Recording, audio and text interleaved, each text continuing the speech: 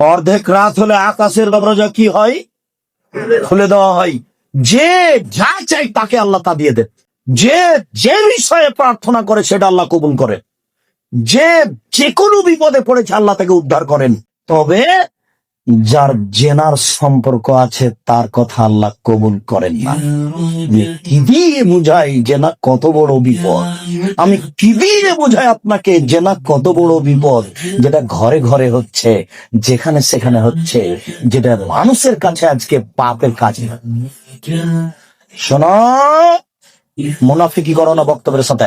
এই ছেলে, তোমাকে আমি কঠিন ভাবে বলে যাচ্ছি, তুমি বক্তব্যের সাথে মুনাফিকি করো না।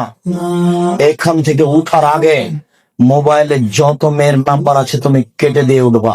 জিন্দেগিতে কোনোদিন কোনো মেয়ের সাথে গল্প করো না।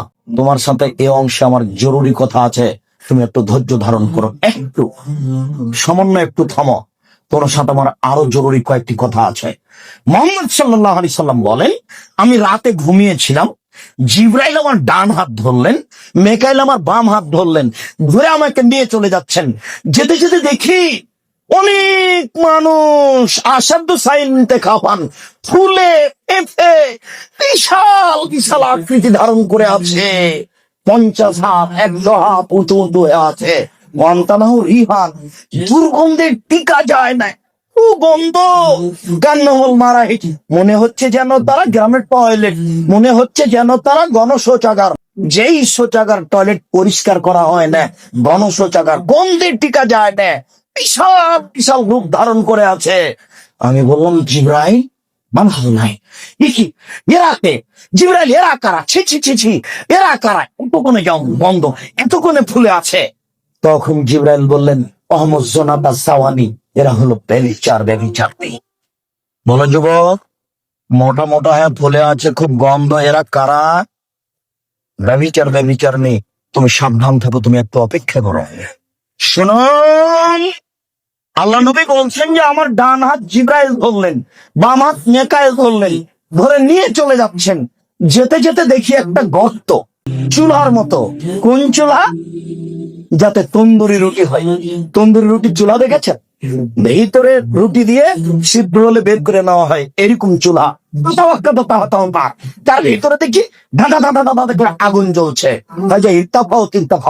আগুন যখন জোরে জোরে উঠছে, তখন ওর ভিতরে যা কিছু আছে সব উপরে চলে যাচ্ছে। খামেরা রাজা উফিহা। আর যখন আগুনটা কমে আসছে, তখন সব নিচের দিকে চলে যাচ্ছে। ফিহারে জালন অনেসাউন ওরাতন, তাতে দেখি পুরুষ এবং নারী জমা ধরে আছে উলঙ্গ অবস্থায়, পরনে কাপড় নেই কারো, এভাবে জমা ধরে আছে উলঙ্গ অবস্থায়। আগুন যখন জোরে জ্বলে উঠছে, করে উপরে চলে যাচ্ছে। আবার যখন আগুন কমে যাচ্ছে, তখন নিচের দিকে চলে যাচ্ছে। আর উপরে উঠলে মনে হচ্ছে যেন বের হয়ে পড়ে যাবে। দেখে সেখানে পুরুষ এবং নারী উলঙ্গ অবস্থায় জ্বলছে। আমি বললাম, জিবরাইল মানাউলা, এরা কারা? তখন জিবরাইল বললেন, মোহাম্মদ জনাব, তারা হলো ব্যভিচারিণী। আল্লাহ নবী বলেছেন, যেসব মহিলারা জেনায় লিপ্ত হবে, ওদের লজ্জায় স্থানের গন্ধে জাহান্নামীরা জাহান্নামে টিকতে পারবে না। মুহাম্মদ সাল্লাল্লাহু আলাইহি সাল্লাম বলেছেন। শুনুন সম্মানিত দিনী ভাই, আবু হুরায়রা রাদিয়াল্লাহু তাআলা আনহু বলেন, রাসূল সাল্লাল্লাহু আলাইহি সাল্লাম বলেছেন, আল বিকরু বিল বিকরি জিলদু ওয়া তাগরিবু সানা।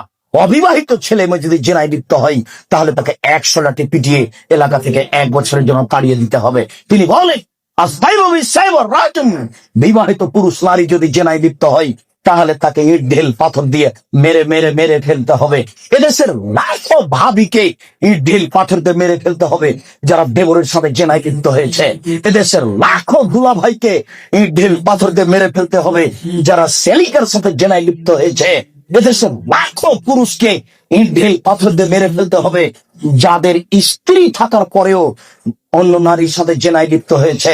এদেশের লাখো নারী বেহায়া বেশরমা লজ্জাহীনা নারী যারা স্বামী বাড়িতে থাকার পরেও অন্য পুরুষের সামনে নিজের পরনের কাপড় খুলে উলঙ্গ অবস্থায় জেনায় লিপ্ত হয়। শুনুন, এদের ইট ঢেল পাথর দিয়ে মেরে মেরে মেরে ফেলতে হবে, এদের বাঁচার কোনো পথ নেই। রাসূল সাল্লাল্লাহু আলাইহি সাল্লাম বলেন, 3 শ্রেণীর মানুষকে হত্যা করতে হয়, তবে 2 শ্রেণীর মানুষের বাঁচার পথ আছে। মনে রাখুন, 3 শ্রেণীর মুসলমানকে হত্যা করতে হয়, 2 শ্রেণীর মানুষের বাঁচার পথ আছে। এক শ্রেণীর মানুষের বাঁচার পথ নেই। এক, কেউ যদি বলে আমি কোরআন মানি না, তাহলে তাকে হত্যা করতে হবে।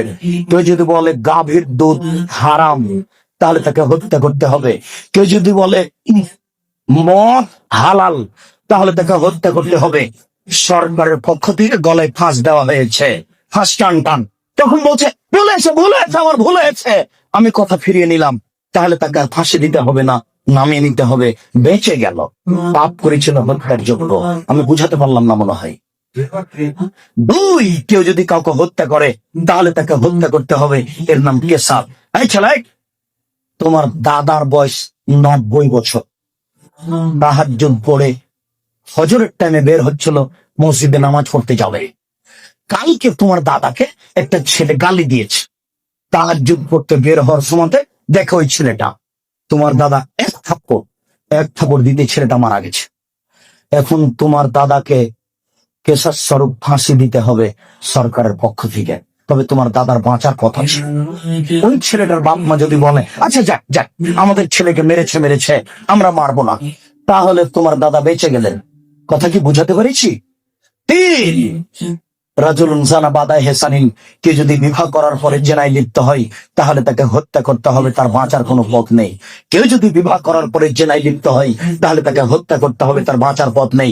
একটু জাতের গ্রামে দিয়ে গ্রামের সম্প্রদায়ের একজন মহিলা আসলো, আল্লাহ রাসূলের দরবারে এসে বলছে তাহির নিয়া রাসূলুল্লাহ, হে আল্লাহ রাসূল, আপনি আমাকে পবিত্র করুন। তখন আল্লাহ রাসূল বললেন ইরজি, বাড়ি তুমি ফিরে যাও, আস্তাগফিরুল্লাহ, আল্লাহর নিকটে ক্ষমা চাও, ও তুমি ইলাইহি, তুমি তওবা করো, তোমার পাপ ক্ষমা হয়ে যাবে। তখন মহিলাটি বলছে তোরা দেদুনি কামার দাদ্দা মাইজুল মালিক, আপনি মাইজুল মালিকের বিচার না করে বারবার ফিরিয়ে দিয়েছিলেন, আপনি কি আমাকে সেইভাবে ফিরিয়ে দিতে চাচ্ছেন? আমার পেট উঁচু হয়েছে, অবৈধ সন্তানে আমার পেটে অবৈধ সন্তান রয়েছে, দয়া করে আপনি আমাকে ফিরিয়ে দিন না, আমার বিচার করে দেন। তখন আল্লাহ রাসূল বললেন আচ্ছা ঠিক আছে, যেই হতাতালে দি, তুমি বাড়ি চলে যাও, যেদিন তোমার বাচ্চা হবে সেদিন আসিও, বিচার করে দেব। মহিলা বাড়ি চলে গেল। বাচ্চা সবে মাত্র প্রসব হয়েছে। মুসলিম গ্রন্থে এসেছে ওই বাচ্চাটাকে ন্যাকড়ার মধ্যে জড়িয়েছে, প্রসব হওয়া মাত্র জড়িয়ে নিয়েছে, আল্লাহ রাসূলের দরবারে এসে বলছে আল্লাহ রাসূল এই দেখেন বাচ্চা প্রসব হয়েছে, বিচার করে দেন। আল্লাহ রাসূল মাথাটা নিচু করে বলছেন জি, বাড়ি চলে যাও, আর জি হে বাচ্চাকে দুধ খাওয়াও, হাতে হাতে নিয়ে যেদিন বাচ্চা দুধ ছেড়ে দিবে সেদিন আসিও, বিচার করে দেবো। মহিলা চলে গেল, বাচ্চাকে 2 বছর দুধ পান করালো। 2 বছর পরে মহিলা বিচারালয়ে উপস্থিত, অফিয়াদেহি কেসরাত খুবসিন, এমত অবস্থায় বাচ্চার হাতে এক টুকরা রুটি রয়েছে। এই রুটি প্রমাণ করে বাচ্চা খাদ্য খেতে পারে। ওয়াসাতাহু বেয়াদের রাজুলিন মিনাল মুসলিমিনা, আল্লাহ রাসূল ওই ছেলেটাকে একজন মুসলমানের হাতে সমর্পণ করলেন, বললেন যাও তুমি এই ছেলেটাকে লালন পালন করো। তিনি বললেন সঙ্গী সাথী, এই ভাবো বিহা, তোমরা একে মাঠে নিয়ে যাও, এই মহিলাকে মাঠে নিয়ে যাও, মাঠে নিয়ে গিয়ে গর্ত খুঁড়ে বুক পর্যন্ত পৌঁছে দাও, আর জেমুহা, এরপরে তোমাকে তাকে ইট ঢেল পাথর দিয়ে মেরে মেরে মেরে ফেলো। সাহাবীগণ বলেন আমরা তাকে মাঠে নিয়ে গেলাম, মাঠে নিয়ে গিয়ে গর্ত খুঁড়ে বুক পর্যন্ত মাটিতে পুঁতে দিলাম, এরপরে চতুর্দিক থেকে ইট ঢেল পাথর মারতে লাগলাম। খালিদ বিন ওয়ালিদ বলেন একটা পাথর আমি নিয়ে তার মুখের উপরে মারলাম, আল্লাহ খালিদ পাথরটা মুখে লেগে মুখ ফেটে রক্ত ছিঁড়ে খালিদের গায়ে লাগলো। খালিদ গালি দিয়ে বসলেন ছি ছি, একজন জেনাকারিনী মহিলার গায়ে রক্ত আমার গায়ে লাগলো, এরকম কিছু হবে? আল্লাহ রাসূল বললেন খালিদ, খালিদ তুমি গালি দিও না, লাগা তাওবা তাওবাতা লাউ তাওবা সায়ামাকসিন লা গফিরা লাহু। এই মহিলা আল্লাহর দরবারে এত ক্ষমা ভিক্ষা চেয়েছে, এই মহিলা আল্লাহর দরবারে এত কান্নাকাটি করেছে, পৃথিবীর বড় থেকে বড় পাপী যদি এইভাবে কান্নাকাটি করে তাহলে তার পাপ ক্ষমা হয়ে যাবে। খালিদ তুমি একে গালি দিও না, দুঃখিত আপনাকে আমি চিদিয়ে বুঝাই, পৃথিবীর সবচেয়ে বড় পাওয়ারফুল মানুষ হচ্ছেন মুহাম্মদ সাল্লাল্লাহু আলাইহি ওয়াসাল্লাম। পৃথিবীর ইতিহাসে এত বড় পাওয়ারফুল মানুষ কেউ জন্ম নেয়নি, কিয়ামত পর্যন্ত কেউ নিবে না। জান্নাতের গেটে বড় অক্ষরে লেখা আছে সর্বপ্রথমে যিনি জান্নাতে প্রবেশ করবেন তিনি হলেন মুহাম্মদ সাল্লাল্লাহু আলাইহি ওয়াসাল্লাম। জান্নাতের ভিতরে একটা ঘর আছে, যে ঘরের ভিতর দিকে একজন ফেরেশতাকে দাঁড় করে রাখা হয়েছে, এখনো উপস্থিত। তাকে বলা হয়েছে কেউ যদি বাহির থেকে এসে ঠক ঠক করে শব্দ দেয়, কে যদি বাহির থেকে বলে মুহাম্মদ, তাহলে এই দরজা খুলে দিও। এই ঘর মোহাম্মদ ছাড়া কারোর জন্য খোলা হবে না। আপনাকে আমি কি দিয়ে বুঝাই মোহাম্মদ সাল্লাল্লাহু আলাইহি সাল্লাম কত বড় পাওয়ারফুল মানুষ। বিচারের মাঠে ইব্রাহিম আলাইহিস সালাম বলবেন, কাদ গাজিবা আলাইয়া রাব্বি, আমার প্রতিপালক আমার উপর রাগ করেছেন। মা গাজিবা মিন কাবলা বাদ, আমার প্রতিপালক এইরকম রাগ পূর্বেও কোনোদিন করেননি, ভবিষ্যতেও কোনোদিন করবেন না। নাফসি নাফসি, আমার যে কি হয় তা আমি নিজেই বুঝি না। এইভাবে চিল্লাচিল্লি করবেন ইব্রাহিম আলাইহিস সালাম। আপনার হুজুরের কি হবে, পীর সাহেবের? আপনাকে আমি কি দিতে কোথায়? শুনুন, ওই সময়তে মোহাম্মদ সাল্লাল্লাহু আলাইহি সাল্লাম সিজদায় পড়বেন, তখন আল্লাহ বলবেন, এই ফারাসা ফালতুটা আসেতু সাব্বা, মোহাম্মদ মাথা উঠান, বলেন, যা বলবেন তাই মেনে নিব। যেই কথা বলবেন আমি সে কথা গ্রহণ করব। আপনি মাথা উঠান না, আপনি বলেন না আমাকে কি বলছেন, আমি আল্লাহ, আপনি যা বলবেন তাই মেনে নিব। এত বড় পাওয়ারফুল মানুষ, একটু বলতে পারলেন না, যাও যাও, তোমার বিচার হবে না, তোমার পাপ ক্ষমা হয়ে গেছে, যা, তোমার বিচার হবে না। এই কথা তিনি বলতে পারলেন না। এত বড় পাওয়ারফুল মানুষ, তিনি খালি বললেন, খালিদ তুমি একে গালি দিও না, এ এত তওবা করেছে, এরকম তওবা যদি বড় থেকে বড় পাপী করে তাহলে তার পাপকে ক্ষমা করা হবে খালিদ। তার মানে এর পাপ ক্ষমা হয়ে গেছে। তাই তো তিনি জানাজা করলেন, তাই তো তিনি কাফন দাফন করলেন, কিন্তু তিনি তাকে বলতে পারলেন না, যাও যাও, তোমার বিচার হবে না, তোমার পাপ ক্ষমা হয়ে গেছে। পৃথিবীর সবচেয়ে বড় পাওয়ারফুল মানুষ একথা বলতে পারলেন না। তার মানে বিবাহ করার পরে জেনায় লিপ্ত হলে তার দুনিয়াতে বেঁচে থাকার কোনো সুযোগ নেই। আমি আপনাকে কি দিয়ে বুঝাই শরীয়ত কি জিনিস? বিবাহ করার পরে জেনায় লিপ্ত হলে তার বেঁচে থাকার কোনো সুযোগ নেই।